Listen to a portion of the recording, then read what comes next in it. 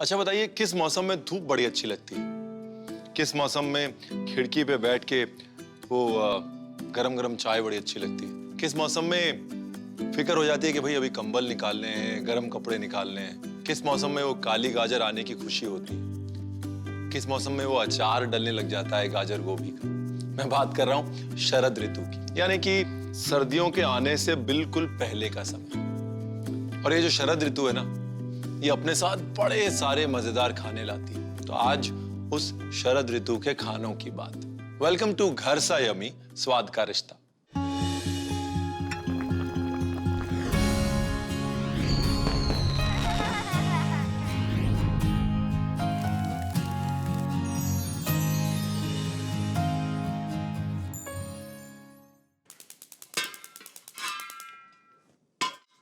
अच्छा वैसे ऑटम का वो जो टाइम है ना, हम हमेशा इग्नोर कर लेते हैं क्योंकि गर्मी जा रही होती है, सर्दी आ रही होती है और बीच में अपनी स्वेटर निकालो, ये करो वो करो, उसके बीच में हम ऑटम को यानी शरद को एंजॉय नहीं कर पाते ना। बस क्या होता है कि बस ठंड नहीं लगनी चाहिए, सर्दियों की तैयारी कर लो। लेकिन जो पतझड़ का समय है वाकई खूबसूरत होता है। और मुझे रियलाइजेशन हुआ यूएस जाके, अमेरिका में जो ऑटम का टाइम है, फॉल जिसे कहा जाता है, बड़ा खूबसूरत समय होता है। और उसके बाद जब मैं यहाँ आया हिंदुस्तान, तो मैंने देखा यार हमारे तो गर्मी के बाद सर्दी आ जाती है बस। अच्छा बना क्या रहा हूँ मैं? बना रहा हूँ कुट। बेसिकली कुट का मतलब तमिल में होता है मिलाना। तो जब सब कुछ शरद ऋतु का लेके उसको साथ में मिला दिया जाता है और दाल के साथ पका दिया जाता है तो कुट बन जाता है। बड़ी रोमांटिक सी डिश है। मतलब जब बनेगी ना और धुआं निकलेगा तो आपको अपने आप याद आएगा कि हल्की हल्की ठंड है, आपके हाथ में कुट का बोल है और आप बस बैठे हुए वरांडे में ठंड का इंतजार कर रहे हैं। लेकिन एक चीज तो पक्की है कि दक्षिण भारत में भी मौसमों के बदलाव को खाने के साथ बड़े तसल्ली से और बड़े आराम से और बड़ा सोच समझ के जोड़ा गया। और सोच समझ के मैं इसलिए बोल रहा हूं क्योंकि मौसम के साथ सिर्फ तापमान या सूर्य की दूरी नहीं बदलती। मौसम के साथ एक्चुअली हमारे शरीर के अंदर होने वाले रिएक्शंस, आजू बाजू के इंग्रेडिएंट्स सब बदल जाता है। ये मेरी फेवरेट सब्जी है, ऐश गोल्ड।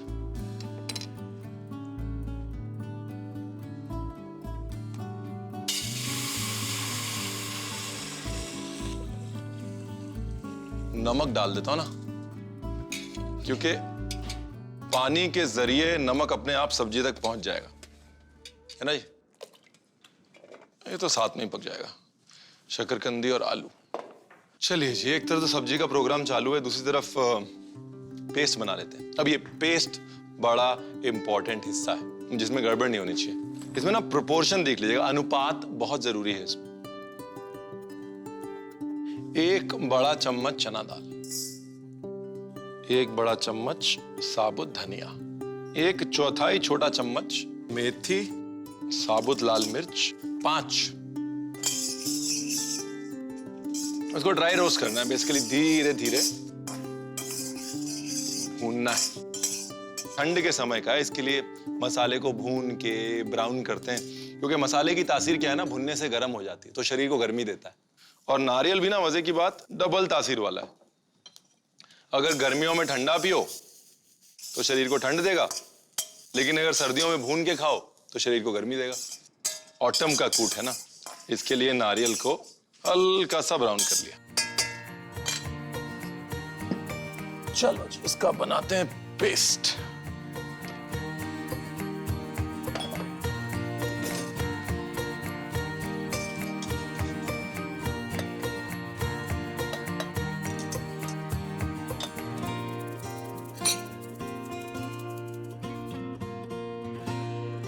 हाँ बस, आलू भी 50-60% हो गया, 10% और होगा तो फिर कद्दू डाल दो।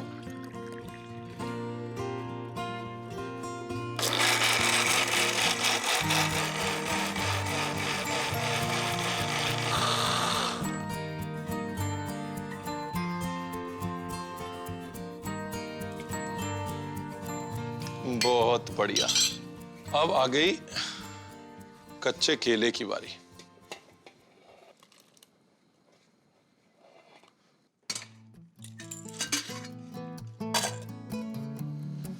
साउथ इंडियन खाने में तूर दाल का इतना इस्तेमाल क्यों? और उसका कारण ये है कि दाल और दाल का पानी दोनों इस्तेमाल होते हैं। और तूर दाल ऐसी है जो कि अपना स्ट्रक्चर मतलब अपनी शेप, अपना आकार भी पकड़ के रखती है और दाल के पानी में अपना जायका भी छोड़ देती है। बाकी सारी दालें जो है वो घुल जाती हैं, गल जाती हैं। इसके लिए ज्यादातर साउथ इंडियन खाने में तूर दाल का इस्तेमाल कि अनपॉलिश तूर दाल लेके आता।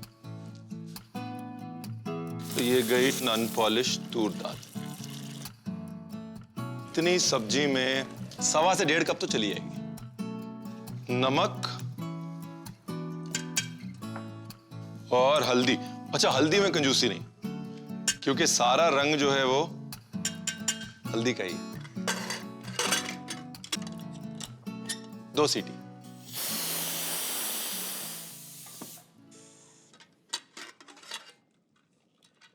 दाल गल गई ना, फर्स्ट क्लास।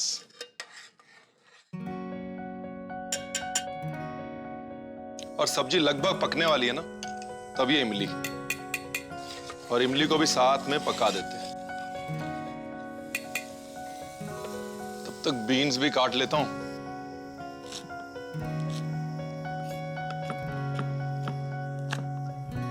नाइस।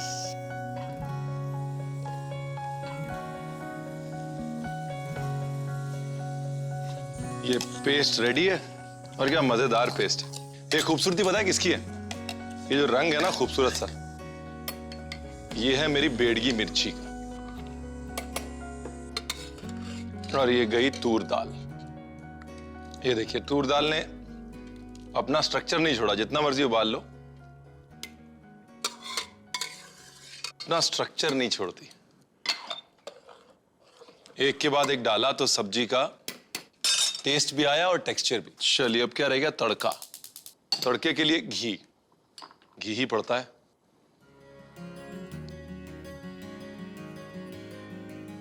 राई और गोटा उड़द। आहा, गोटा उड़द ब्राउन हुई, करी पत्ता, हींग, बस।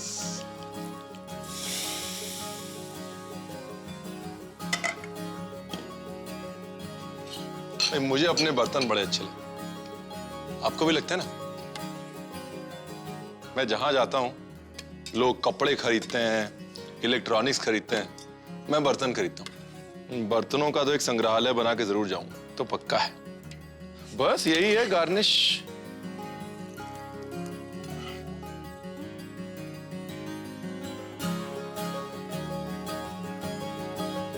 आप एक काम करिए, घी के बगैर भी देख लीजिए, लेकिन घी डालिएगा जरूर।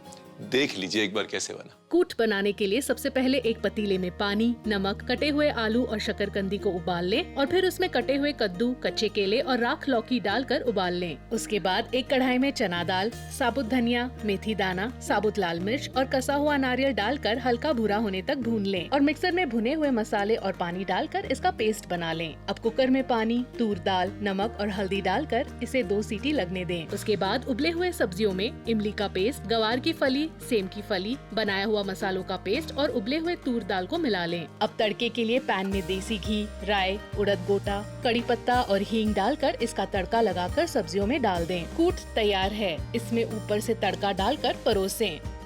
बुयाबेस नाम का एक सूप होता है फ्रांस में, बुयाबेस। तो इस बुयाबेस और बुयाबेस में कुछ रिश्ता तो होगा, तो मैंने थोड़ी रिसर्च करी। जब फ्रेंच हिंदुस्तान आए तो उन्होंने अपने फेवरेट सूप बुयाबेस को एक हिंदुस्तानी रंग दे दिया, यानी कह लीजिए कि पुडुचेरी का रंग दे दिया। और वो पुडुचेरी के रंग में मिर्च थी, अदरक थी, प्याज था, धनिया था और लोकल सी फूड था। तो वही बुयाबेस बना रहे हैं। शुरू करें? एक्चुअली बुयाबेस की पता है क्या स्टोरी है, बताऊंगा। पहले थोड़ा मेरा घी जल रहा है। अब फ्रांस में ये जो तरीका है ना घी के साथ आटा भूनने का, इसको मक्खन के साथ बनाते हैं और इसको रू बोलते हैं। वो रू ना ROUX होता है, रू। ये फ्रेंच जो है ना बड़ी कंफ्यूजिंग लैंग्वेज। देखिए, हंसते खेलते खाना बन जाए वो अच्छा है। तो बुयाबेस की कहानी ये है कि जब वो मछली पकड़ के घर आते थे तो अच्छी अच्छी मछली बिक जाती। जो बचती थी, वो जो नहीं बिकती थी, वो सब लेके सब्जियों के साथ पका के और घर पे आराम से डिनर में खाते थे। वो बुयाबेस था और आज की डेट में साउथ ऑफ फ्रांस में नंबर 1 डिश है बुयाबेस। अब ये पूरे सूप को गाढ़ा करेगा, प्याज भी और साथ में मैदा भी थिकनेस देगा, इसीलिए रू बोलते हैं उसको, क्योंकि वो थिकनेस देता है।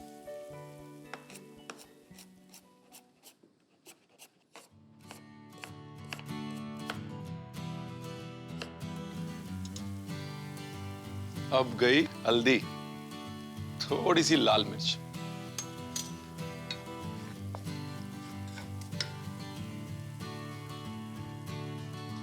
अच्छा एक तेज पत्ता भी डाल दिया, तेज पत्ता बड़ा जरूरी है।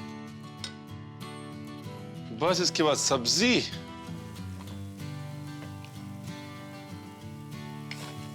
थोड़ा सब्जी भून लेते हैं।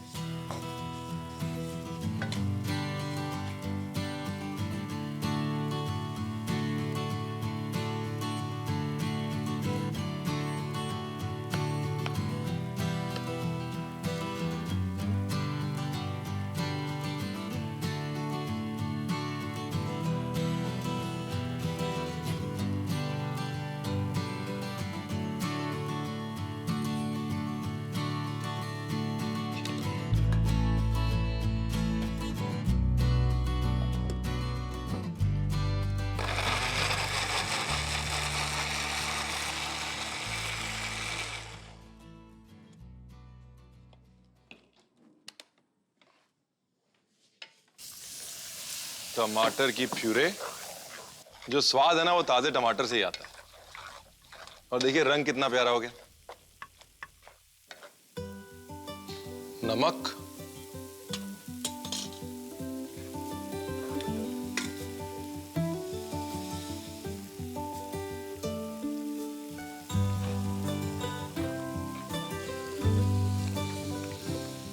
अच्छे अच्छे शेफ जो हैं वो ये रंग लाने को तरस जाते हैं। हमारे पौंडीचेरी के शेफ्स ने क्या किया, थोड़ा सा हल्दी डाली, थोड़ा लाल मिर्च और काम हो गया। ठीक है ना। क्रैब भी पक गया, प्रॉन भी ऑलमोस्ट पक गई। अब मच्छी डाल देता हूँ। देखिए मच्छी क्या ना जल्दी पक जाएगी, और मच्छी अगर आप हड्डी के साथ खा सकते हैं ना तो हड्डी के साथ डालिए, क्योंकि असली टेस्ट तो हड्डी का है ना। इसीलिए मैंने प्रॉन का भी शेल डाला है साथ में, क्योंकि हर चीज का स्वाद आना चाहिए।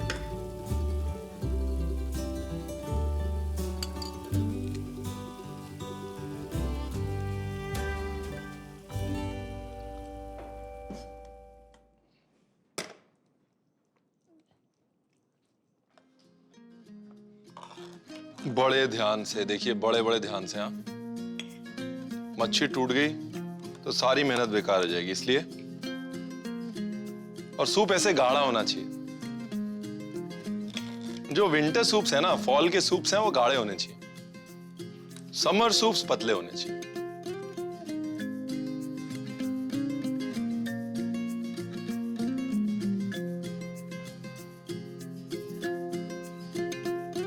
नींबू और मेरा प्रिय मित्र धनिया। चीज ही ऐसी है, क्या करें। और इसके साथ में क्लासिकली, मतलब बुयाबेस के साथ में फ्रेंच ब्रेड खाई जाती है। फ्रेंच ब्रेड क्या है, बाहर से कड़क होती है, अंदर से नरम होती है और सूप को खींच लेती है। अब पौंडीचेरी में कहाँ फ्रेंच ब्रेड, हमारा पाव है ना एकदम कड़क पाव।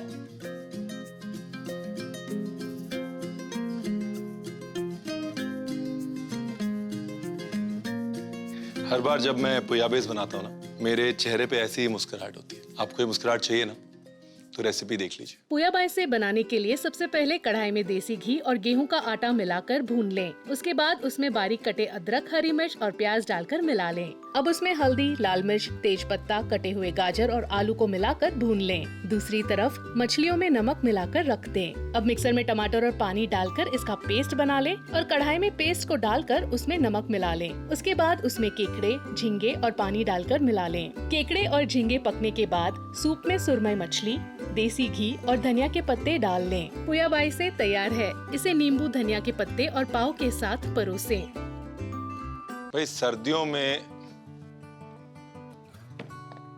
दिल्ली में, पंजाब में, हरियाणा में ऐसा कोई नहीं होगा जिसने गाजर, गोभी और शलगम का अचार नहीं खाया होगा, है ना। तो मैंने कहा गाजर गोभी का अचार बनाता हूं।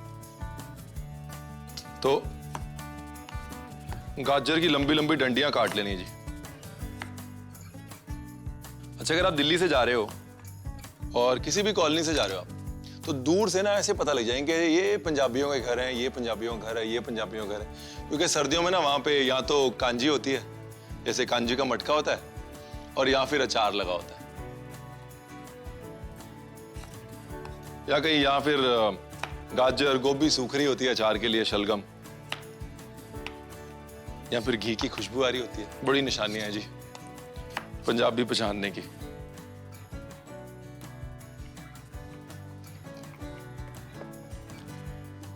अब लाजमी सी बात है, गाजर जो है वो गोभी से ज्यादा वक्त लेगी पकने के लिए। इसके लिए पहले गाजर डाल देता हूं, थोड़ा नमक, और गोभी की ऐसे फाड़ियां निकाल लेनी है। फाड़ियां मतलब टुकड़े।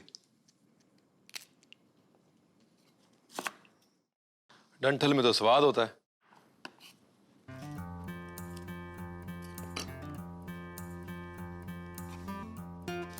दूसरी तरफ ये सरसों का तेल।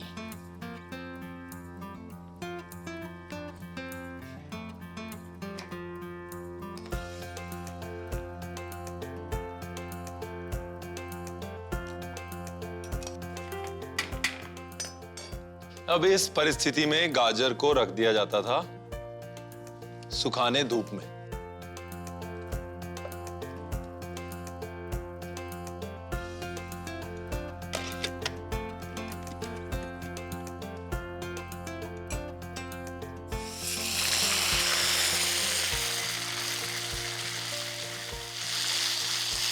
प्याज का पेस्ट, और उसके बाद अदरक और लहसुन का पेस्ट।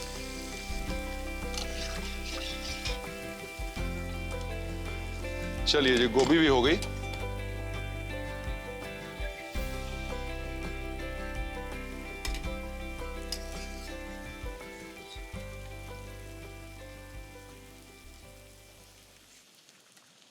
देखो जी, अचार तो बनने वाला हो गया। फटाफट से ना पराठे मंगवा लेता हूँ, पराठे ऑर्डर कर देता हूँ, और थोड़ी मिस्सी रोटी।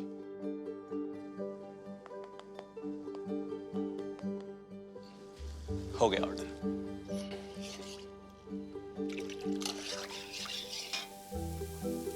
लाल मिर्च, नमक, एक क्रश धनिया, ये बड़ा जरूरी है, 2-4 लौंग,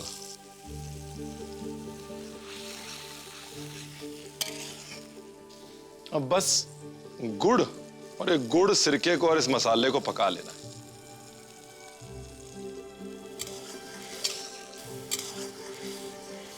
अभी डाल देता हूं इसमें राई।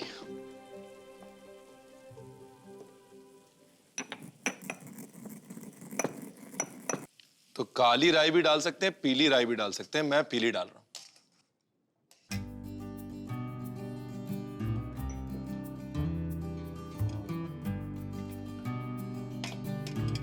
अब अगर मौका लगे ना, धूप में सुखा लें गाजर को और गोभी को।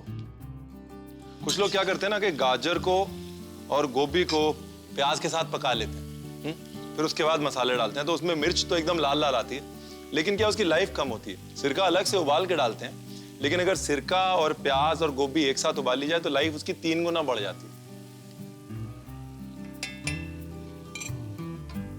और ये गया हमारा अचार।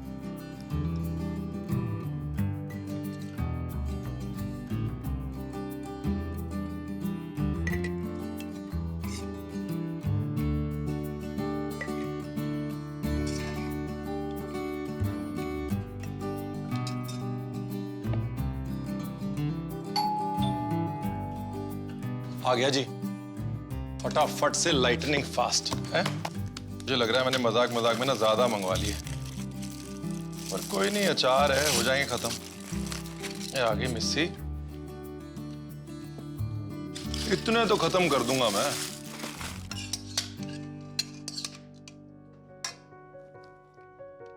इतना तो आराम से खत्म हो जाएगा।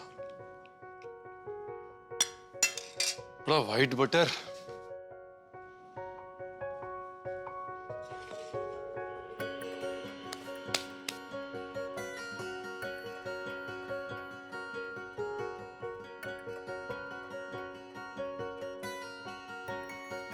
देखिए, एक बात तो पक्की है कि इस बार अगर नवंबर, दिसंबर, जनवरी में आपने ये अचार नहीं डाला ना, तो आप कुछ मिस करेंगे। रेसिपी देख लीजिए फटाफट, मिस मत करिएगा।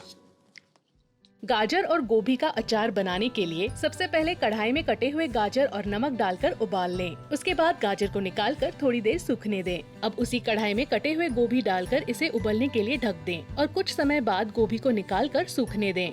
दूसरी तरफ कढ़ाई में सरसों का तेल, प्याज का पेस्ट, अदरक और लहसुन का पेस्ट, सिरका, लाल मिर्च पाउडर, नमक, कुटा हुआ धनिया और लौंग डालकर मिला लें। फिर उसमें गुड़, कुटी हुई पीली राई, उबले हुए गाजर और गोभी को डालकर मिला लें। गाजर और गोभी का अचार तैयार है। इसे पराठा, मिस्सी रोटी और सफेद मक्खन के साथ परोसें। मौसम कैसे बीत जाते पता ही नहीं चलता ना। अब जैसे कल मॉनसून गया, आज शरद गई और कल हेमंत आ जाए। लेकिन एक बात तो है, ये मौसमी खाना बनाते बनाते मुझे एक चीज तो समझ में आ रही कि हमारी सेहत के लिए और हमारी खुशी के लिए खाना मौसम के हिसाब से ही चाहिए। तो कल मिलता हूं मैं आपको हेमंत के साथ। नहीं, हेमंत मेरी नई कढ़ाई नहीं है, हेमंत मतलब सर्दियों के खाने के साथ। कल मिलते हैं।